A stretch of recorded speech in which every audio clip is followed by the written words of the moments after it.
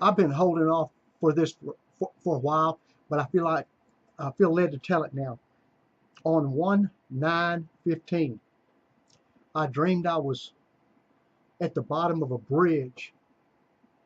It was a large bridge, very wide. It was an old bridge. It had cobblestones on it. It had heavy steel to it, to the sides of it. It almost looked like very strong, like the Brooklyn Bridge, but more like and parts of the Brooklyn Bridge and bridges that come into New York will come into places around the city where you drive off onto cobblestone.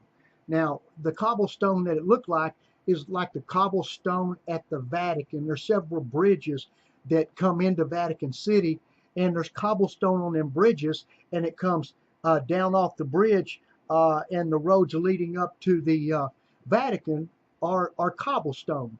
Well, anyway, in this dream, I'm looking at this bridge, and I can see the crest, the top of it, and I can feel something coming over the top of that bridge. I can't explain it.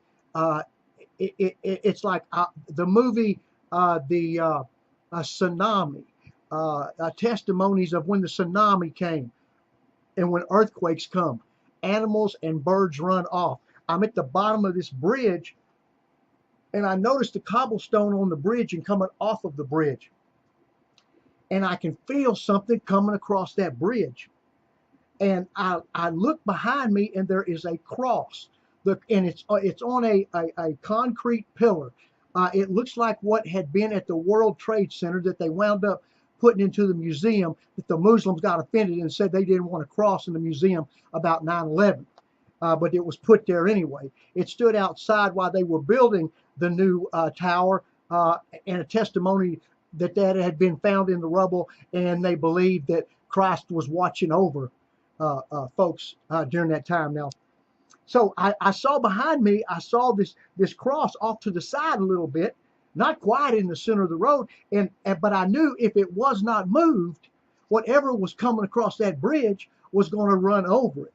And so in the dream, I remembered I jumped on a backhoe, and I swung around it wide and went in a circle where this cross was on this stone pillar, like going around it, back behind it, and back on the side again, like the way the round columns are in the Vatican area, where they have the obelisk with the cross on top of it. Now, the testimony is that obelisk, which was in Egypt, when it was brought there as a sign of victory of Christ and Christianity over Egypt, over witchcraft, and over wrong. That's why supposedly the cross sits on top of that obelisk. That's why that was put there like that. But in my dream, so I swing around this thing, and I go around it, and I stop, and I look at this thing, okay?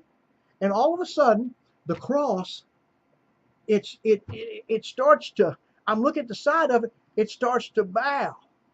And whatever is coming across that bridge, the power, the authority that's coming across that bridge, it's making this cross bow to it, and it bows all the way to the ground.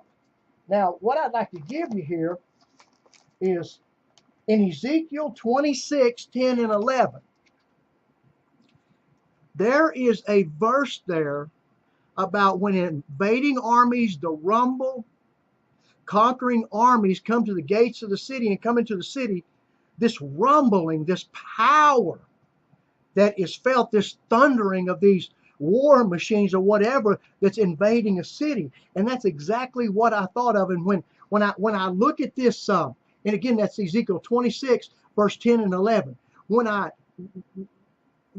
look at the cross being there, and it was shaped like the Vatican, even though I couldn't say that it was, what's going on in the world right now with Islam against Christianity, Islam in America, the cross is offensive, you can't do anything Christian, everything has to be Islamic, you have to go along with it and agree with it, or you're not politically correct. It's like, and it's happening overseas in Europe. the cross is being, the Christian church is being made to bow before this Islamic presence.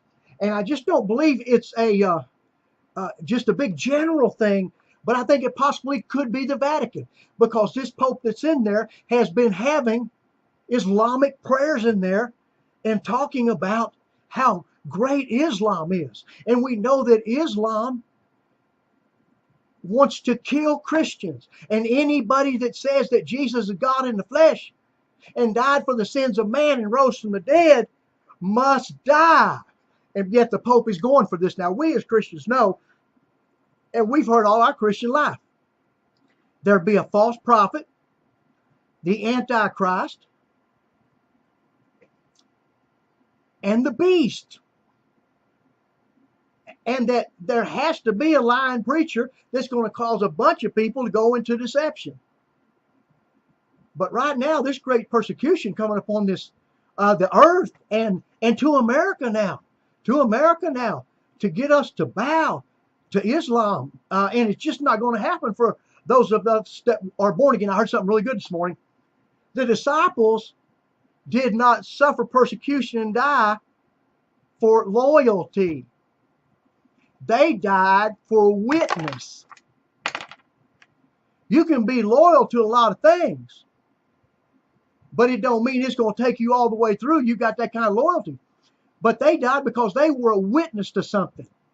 They were a witness to the fact of Jesus, of Christ, the Son of God in the flesh, died and rose from the dead and went back to heaven and said he was coming back. They were a witness to the signs, the wonders, the powers, the miracles of God, that our God Jesus is God.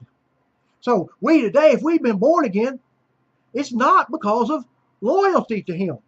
It's our witness. We've seen something. We've been born again. We have Christ in us. The great mystery, the hope of God, Christ in us, the hope of glory.